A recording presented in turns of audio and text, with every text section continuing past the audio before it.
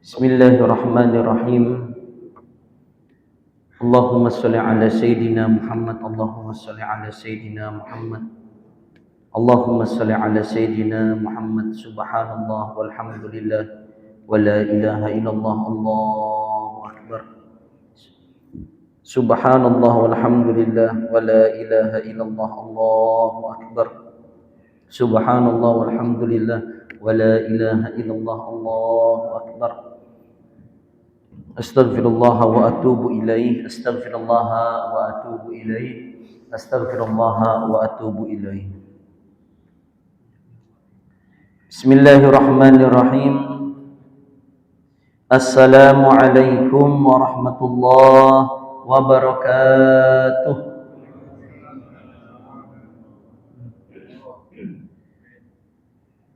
Alhamdulillahirabbil alamin. Wabihi nasta'in wa ala umuri dunya waddin. Assalatu wassalamu ala ashrafil anbiya'i wal mursalin Sayyidina wa maulana Muhammadin wa ala alihi wa sahbihi ajma'in. Allahumma alimna ma yanfa'una wanfa'na bima 'allamtana innaka antal alimul hakim. Allahumma faqihna fid din wa 'allimna ta'wil. Allahumma iftah lana futuhal 'arifin. Allahumma yassir umurana wa umural walidaina. Allahumma yassir umurana li ziyarati Makkah wal Madinah. Rabbi shrah li sadri wa yassir li amri wahlul 'uqdatam min lisani yafqahu qawli. Bismillahirrahmanirrahim. Qala al-musannifu rahimahullahu ta'ala wa nafa'ana bihi wa bi 'ulumihi fi daraini amin ya rabbal alamin. Berkata pengarang kitab Riyadhus Shalihin Al-Imam Muhyiddin Abu Zakaria Yahya bin Syaraf An-Nawawi wa bihi wa ilaihi, dengan sanadnya sampai ke sahabat bernama Asma binti Abu Bakar. Wa an Asma binti Abi Bakrin, dari Asma anak perempuannya Abu Bakar As-Siddiq radhiyallahu anhuma, Allah meridhoi keduanya, ayah lawan anak. Qalat, Asma berkata, qadimat alayya ummi, datang kepadaku ibuku. Memang kenapa ibunya Asma ini wahiyya musyrikatun, ibunya Asma ini musyrik, non Islam. Fi ahdi Rasulillah sallallahu alaihi wasallam, pada masa baginda Nabi Muhammad sallallahu alaihi wasallam. Meskipun yang anak dan orang tua beda agama, nang mama ni kaganangan lawan nang anak hendak jua bertamu. Apalagi biasanya nang anak bisi cucu. Itu biasanya lain anak lagi yang dicari cucunya. Yang ditakuni habar gin, ada lagi habar. Kayak apa habar ini? Ada langsung cucunya yang ditakuni. Memang status cucu ini paling tinggi sudah, penguasa di keluarga. Ini gambar-gambaran kaya yang mencari cucu tarus yang ditakut cucu berataan. Kemudian apa kata Asma? Fastaftaitu, ulun meminta fatwa Rasulullah sallallahu alaihi wasallam kepada baginda Nabi Muhammad sallallahu alaihi wasallam. Maksudnya minta fatwa, kayak apa nih mama ulun yang non Islam hendak datang wadah ulun. Ini menunjukkan apa? Para sahabat itu ingin mengajarkan kepada kita, zaman dulu tuh betakun dulu hanyar menggawi, tapi orang wah ini tebulak menggawi dulu hanyar betakun. Ustaz, ulun hendak betakun kayak apa Ustaz? Misalnya ada keni Ustaz, padahal ini sudah menggawi itu, hanyar ditakunakan lawan guru. Kalau sahabat kan ada betakun dulu hanyar menggawi. Ulun ini Ustaz teh berpuasa keni bujurlah. Nah, ulun ini Ustaz teh semanapun sembahyang sunnah ini. Nah, menggawi dulu hanya betakun. Ulun membayar zakat semalam tuh ini bolehlah. Nah, betakun dulu, menggawi dulu hanya betakun. Cuma alhamdulillah nilai positifnya apa? Mau betakun Pak. Nah itu dulu positifnya. Ya ada juan yang merasa bujur tarus, ada hakun betakun. Jadi alhamdulillah mau juga orang wahini betakun. Fastaf taitu, aku minta fatwa kepada Rasul. Kultu, aku berkata, yaitu Asma, qadimat alayya ummi wahai Rasul, mama ulun ini datang. Wahia raghibatun, beliau sedang rindu, pengen jumpa dengan ulun. Apa asilu ummi, apa aku sambung tali silaturahmi dengan ibuku? Jawaban Nabi Muhammad sallallahu alaihi wasallam, apa kata Nabi? Naam, iya. Sili ummak, sambunglah tali silaturahmi dengan orang tuamu, dengan ibumu. Muttafaqun alaih. Hadis ini disepakati oleh Imam Bukhari dan Imam Muslim. Wa qawluha,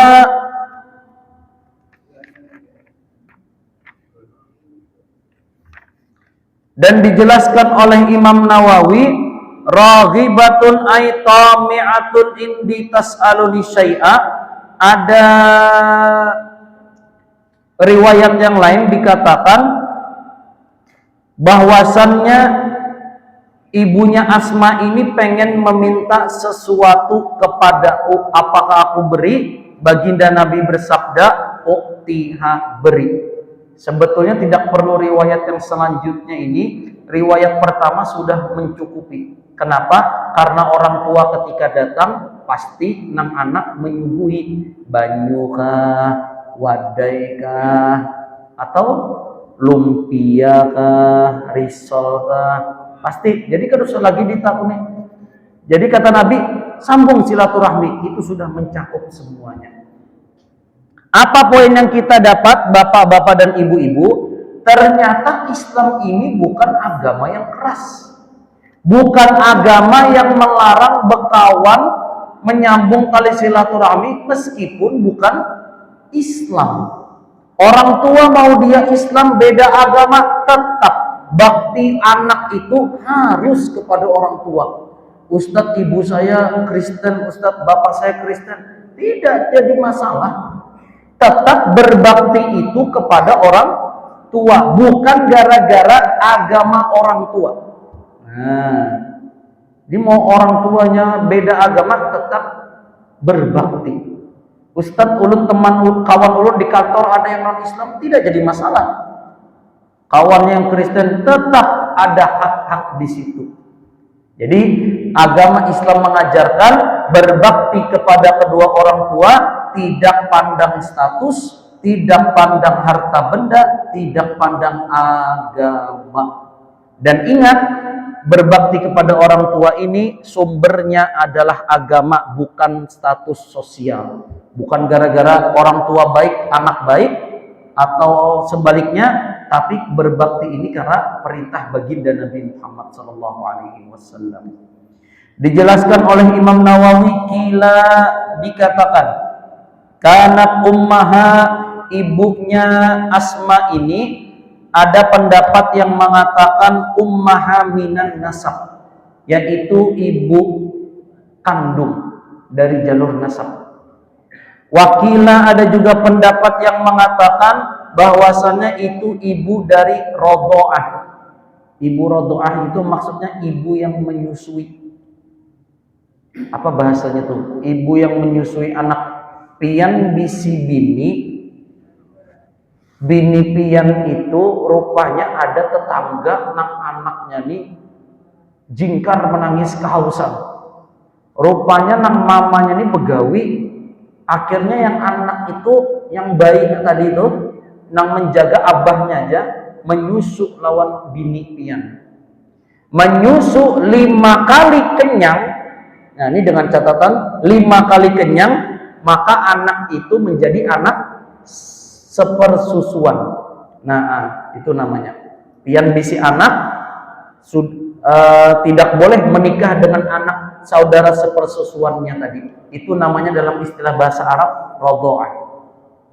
Was sahih, dan yang sahih kata Imam Nawawi, Al-Awwal, bahwasannya ibunya itu adalah ibu kandung Asma binti Abu Bakar. Di sini sudah jelas bahwasannya berbakti kepada orang tua itu wajib. Tanpa perlu ada yang lain, harus memberi kepada kedua orang tua, harus menyambut kedua orang tua, harus bersopan santun.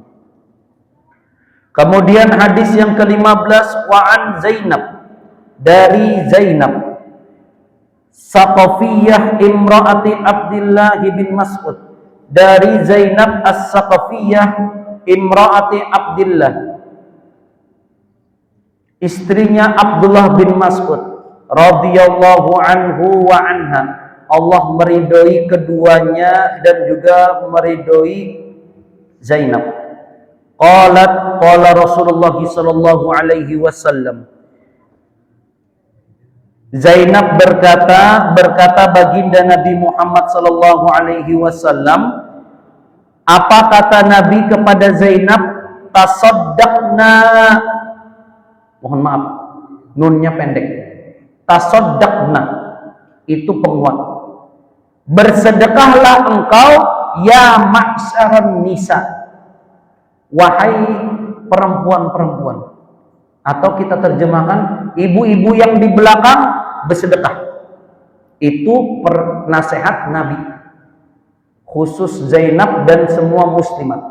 Bersedekahlah semua wahai perempuan, walau kana min huliyakunna, meskipun bersedekahnya hanya dengan perhiasan kalian.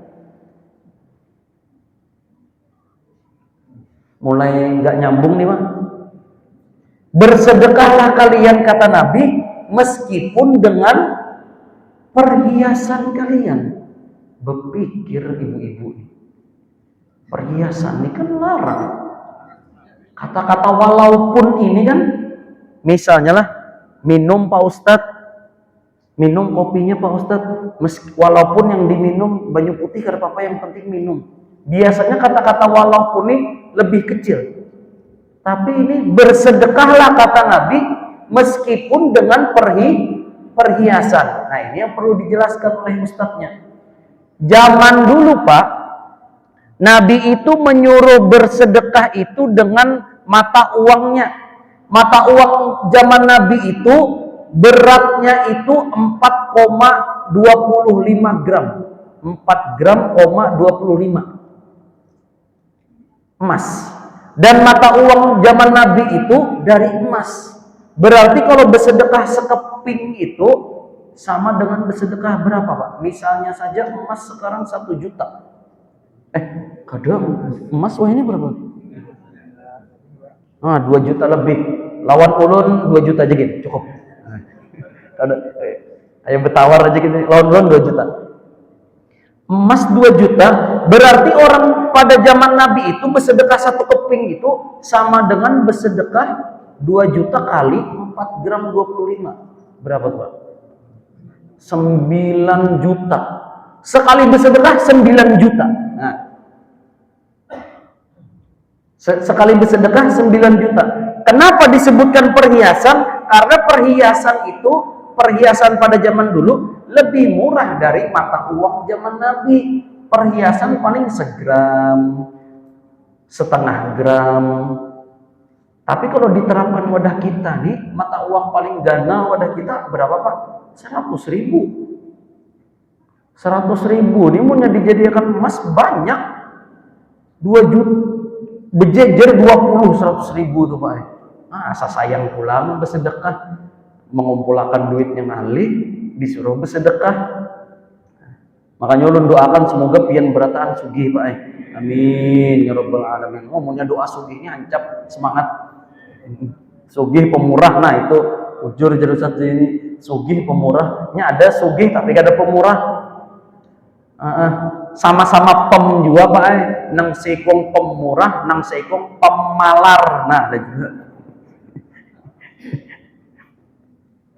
Tasaddaqna, disuruh oleh Nabi, bersedekahlah engkau meskipun dengan perhiasan. Karena perhiasan lebih kecil nilainya dari mata uang pada zaman Nabi. Qalat, mendengar nasihat tadi, Zainab langsung ingin bersedekah. Faraja'tu ila Abdullah bin Mas'ud, kemudian kembali si Zainab kepada suaminya. Siapa suaminya? Abdullah bin Mas'ud radhiyallahu anhu. Fakultu, kemudian aku berkata kepada suamiku, maksudnya kepada Abdullah bin Mas'ud. Apa kata Zainab? Innaka rajulun khafifun dzatal yadi. Wahai suamiku, kata Zainab, pian itu orangnya khafifu dzatil yad, punya tangan itu ringan. Punya tangan itu ringan, bukan ringan tangan artinya. Maksudnya tuh miskin, kada berduit. Nah, itu kalau diterjemahkan. Cuma di sini ingin mengajarkan ibu-ibu, kalau laki-laki suami pian kada berduit, pian jangan langsung menyambat, pian ini miskin pak. Nah, kada boleh itu. Kalau karena ibu-ibu, masya Allah, ibu-ibu bisi sawit 15 hektar. Bisi gedung, bisi macam-macam.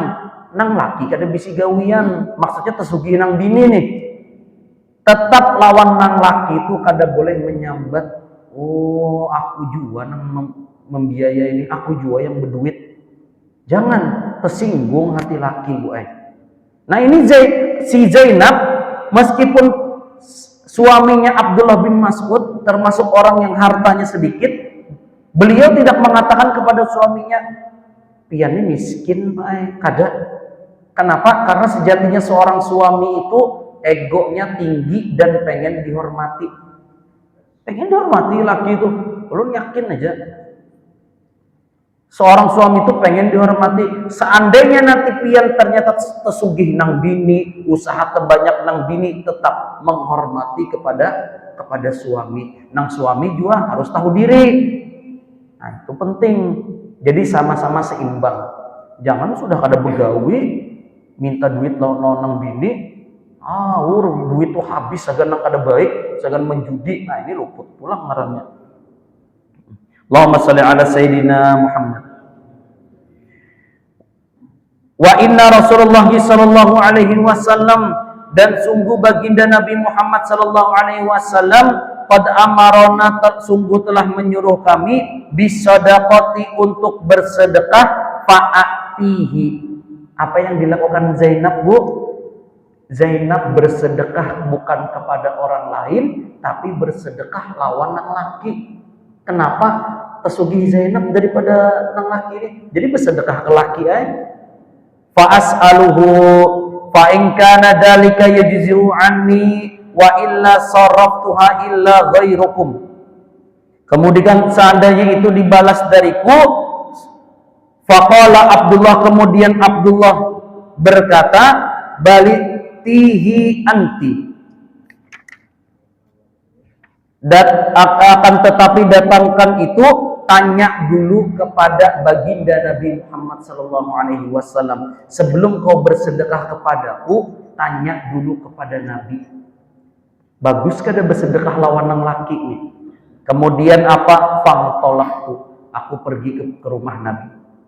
Kemudian sampai rumah Nabi tadi, si Zainab, faida imra'atun minal ansor, sampai depan rumah Nabi, ternyata ada perempuan dari kalangan Ansor, dari kaum Ansor. Ansor itu dari mana Pak?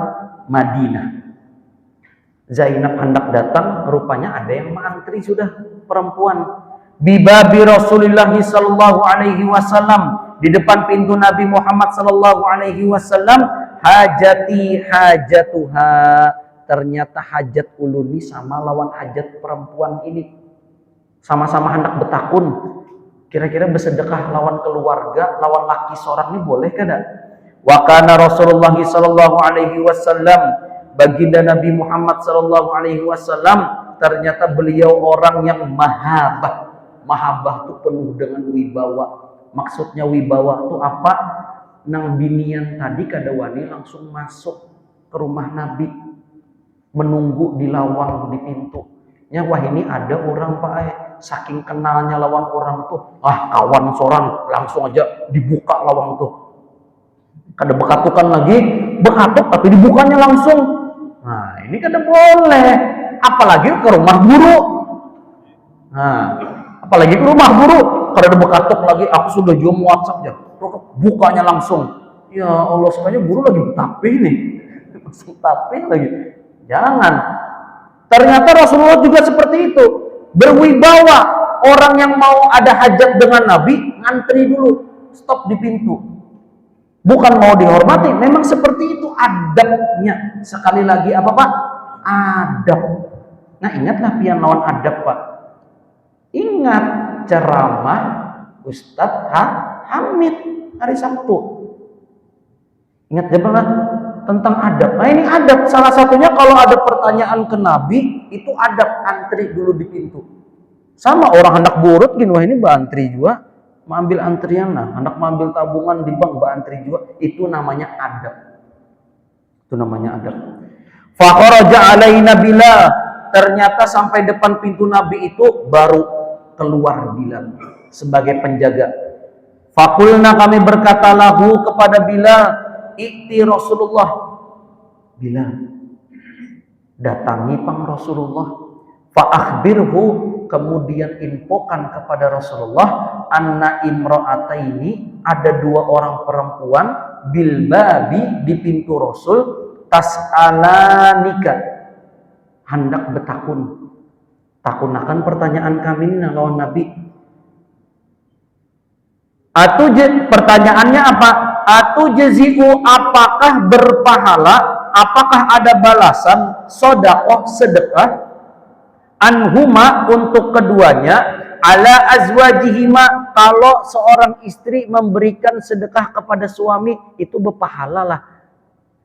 Wa ala aitamin, atau kepada anak yatim, fi hujurihima, di rumah.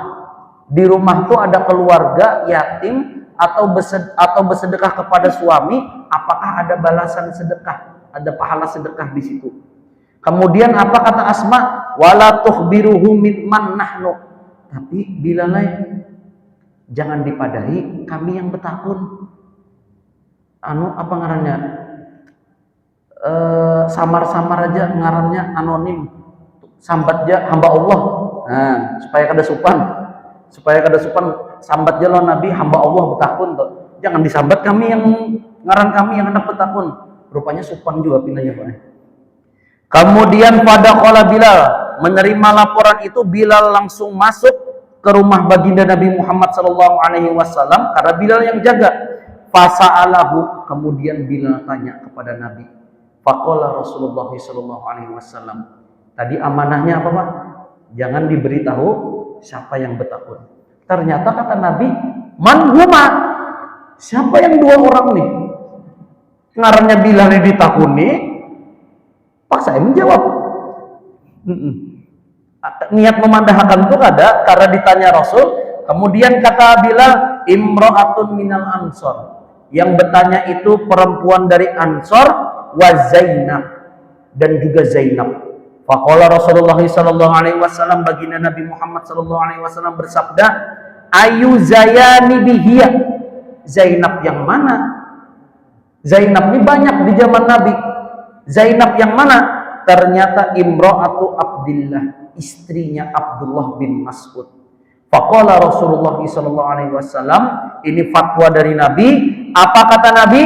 Lahuma ajran, orang yang bersedekah kepada suaminya atau suami bersedekah kepada istrinya, kepada anaknya, ternyata dapat dua pahala, kata Nabi. Yang pertama ajrul qarabah, pahala memberikan kerabat keluarga. Yang kedua pahala sedekah. Muttafaqun alaih. Hadis ini sahih, disepakati Imam Bukhari dan Imam Muslim. Mendengar hadis ini, jangan pian mengambil kesimpulan ampih bersedekah ke masjid, sedekahnya lawan bini aja berataan. Boleh seperti itu. Tapi jangan sampai ada lagi menyumbang ke masjid kayak ini. Kenapa? Aku bersedekah lawan biniku aja. Bagus. Tapi jangan gara-gara ini nang bini juga, nang laki juga menagih. Lihat itu. Ulangi di YouTube tuh nah. Apa ujar spesial tuh. bersedekah tuh lawan aku aja, jangan lawan yang itu tuh, lawan aku aja sudah. Kenapa pahalanya dua? Mau bersedekah lawan tetangga tuh pahala syuting aja lagi. Nah, kada boleh dibanding-bandingkan. Pahala lawan keluarga pahalanya ada, sedekah dengan tetangga berarti ada juga pahalanya. Amunnya sistemnya mengambil kesimpulannya seperti itu, berarti acara tasmiyah dan akikah nih kada diundang tetangga lagi, keluarga aja bernikahan kada diundang kawanan lain, keluarga aja yang diundang. Nah, karena memahami hadisnya bukan seperti itu. Tetap pian ada rezeki lebih, sedekahkan kepada anak yatim. Pian ada rezeki lebih, sedekahkan ke masjid. Pian ada rezeki lebih, berkurban. Pian ada sedekah lebih, sedekahkan ke rumah-rumah Quran. Semoga itu yang bisa mengangkat derajat kita di sisi Allah dan menyebabkan kita masuk surga. Amin. Amin ya rabbal alamin. Cuma yang ingin ditegaskan di sini, ternyata sedekah kepada keluarga itu pahalanya lebih besar, 2 pahala. Kemudian masuk ke hadis ke-16, wa an Abi Sufyan, dari Abu Sufyan. Siapa nama beliau ini?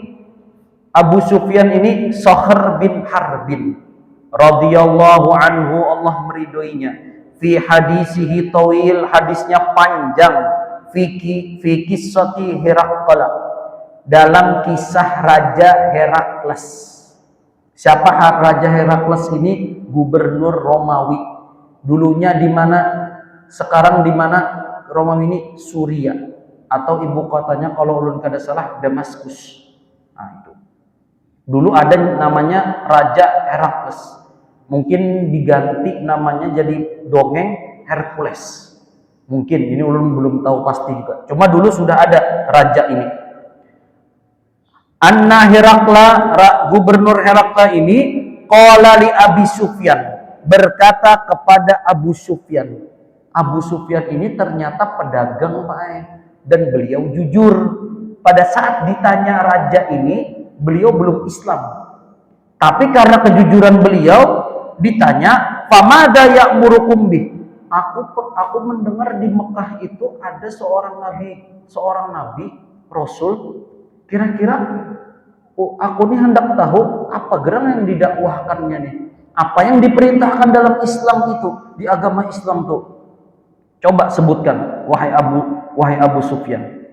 Yakni Nabi sallallahu alaihi wasallam. Maksudnya baginda Nabi Muhammad sallallahu alaihi wasallam. Qultu yaqulu, kemudian Abu Sufyan berkata, karena beliau jujur, disampaikanlah yang didakwahkan oleh Nabi di Mekah itu yang pertama, u'budullahu wahdah. Disuruh kita ini menyembah Allah wahdah, only.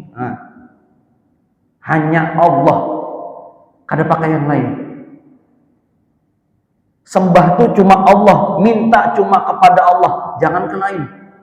Kita sholat niatnya apa? Allah subhanahu wa ta'ala. Karena ini puncak dari agama Islam, tauhidnya. Kadang ada beberapa ulun minta jua lawan Allah, tapi meminta jua apa ngarannya, maundi amunnya nang keluar angka ganjil, berarti ulun jua. Ada jua zaman bahari, ingatlah Pak, ketik rek spasi 2020. Kalau Anda cocok di air, maka Anda cocok bekerja di pemadam kebakaran. Jadi melihat dulu apa yang jar SMS tadi, hanyar itu digawi. Nah, itu kada boleh. Itu dalam Islam disebut dengan syirik. Jadi pesan baginda Nabi hanya meminta kepada Allah. Pian sholat niatnya kenapa? Mengharap ridha Allah. Pian pengajian mengharap ridha Allah. Pian belajar Al-Quran, ikut majelis tafsir Al-Quran, niatnya apa? Karena Allah. Jangan gara-gara kayaknya punya ulun kada hadir, bisa dicari Ustaz Hamid nih. Nah, ulun hadirnya karena pas Ustaz Hamid nih pas giliran kada membaca aja gini. Tapi pas giliran ulun membaca, ulun izin kena. Nah, macam-macam alasan nih. Ulun punya kada hadir Ustaz Faisal kena. Ustaz Faisal ini pinang duan kurangnya nih. Bisa dicari ini kena. Nah, jangan, niatnya tetap karena Allah. Itu kata Abu Sufyan. Kemudian pesan Nabi, wala tusriku bihi syai'a. Jangan kau menduakan Allah. Jangankan Allah, ibu-ibu yang di belakang jangan ada mau diduakan. Nah, apalagi Allah Subhanahu wa taala. Berdoa hanya kepada Allah, jangan syirik, jangan meminta kepada Lata, Uzza, batu, patung, jangan, hanya kepada Allah Subhanahu wa taala. Kemudian apa? Watsruku ma yaqulu abaukum. Pesan Nabi yang ketiga, tinggalkan dongeng-dongeng nenek moyang kalian. Tinggalkan dongeng-dongeng kisah nenek moyang pian. Kalau dongengnya kada bujur. Kalau dongengnya bujur, gawi.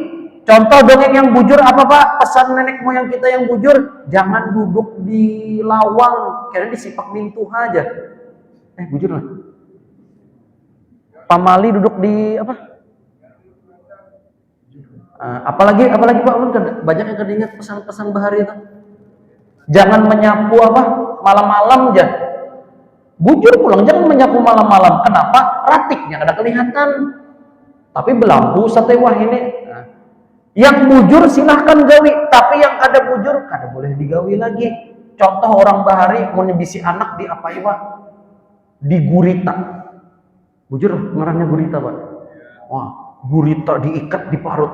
Ternyata ujar dokter wah ini kada boleh lagi. Kena ngalih bihina. Parutnya tuh ngalih bihina pina sasak kayak itu nah. Ulun mau pakai yang jar dokter tuh kada ulun gurita Pak Tapi punya ada cumi-cumi apa kawai pakai. Kada dipakai lagi gurita tuh.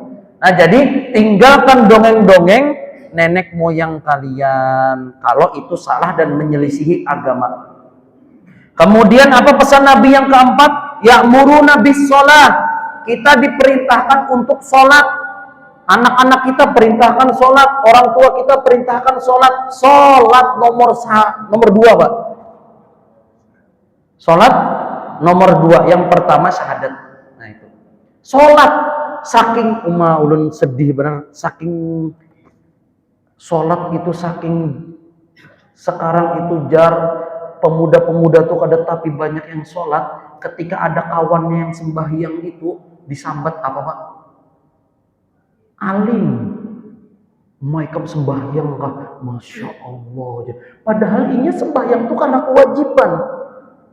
Gara-gara nang kawannya ini kada suah sembahyang, aku izin sunatlah ke masjid.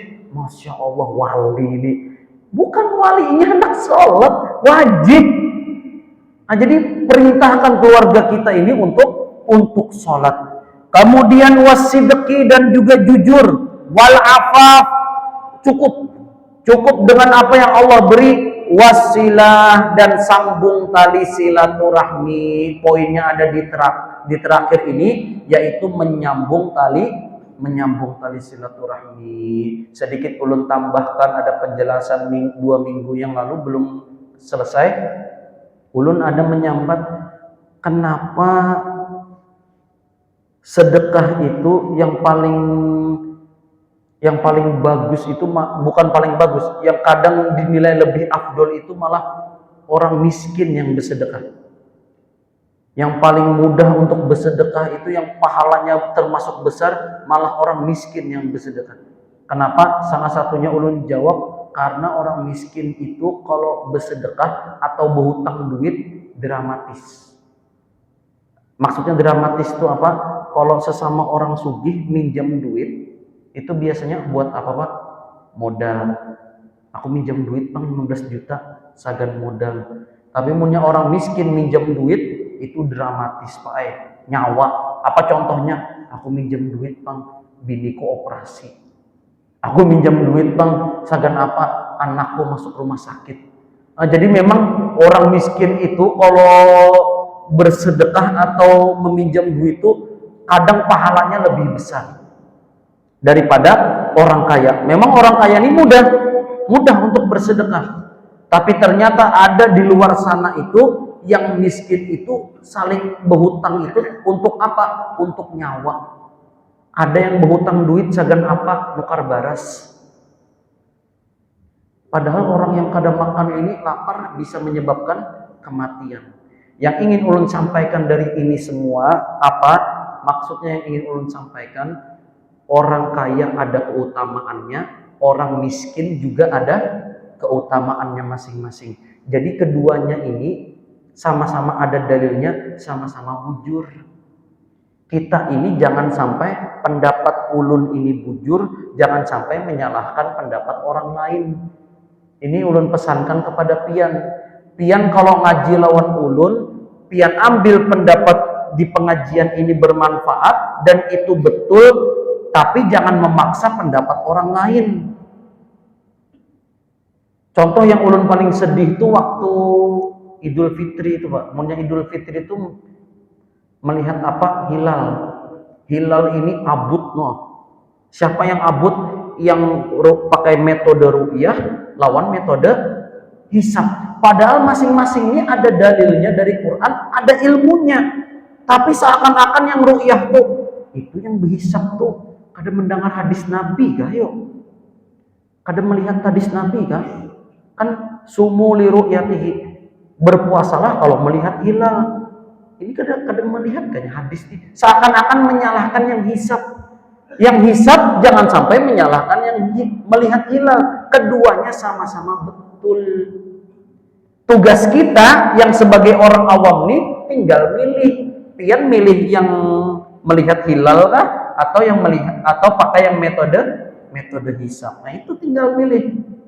Cuma ada juga Ustaz kawan ulun ya, puasa 4 Muhammad, puasa 4 NU hari raya 4 Muhammadiyah aja supaya hancap. Ada juga nangka itu supaya hancap, Pak. Nah jadi pesan ulun, boleh kita berpendapat ini betul, tapi belum tentu punya orang lain itu salah. Bisa jadi kita belum tahu dalilnya. Salah satunya ini apa? Sifat ta'assub. Sifat ta'assub ini bahaya, Pak.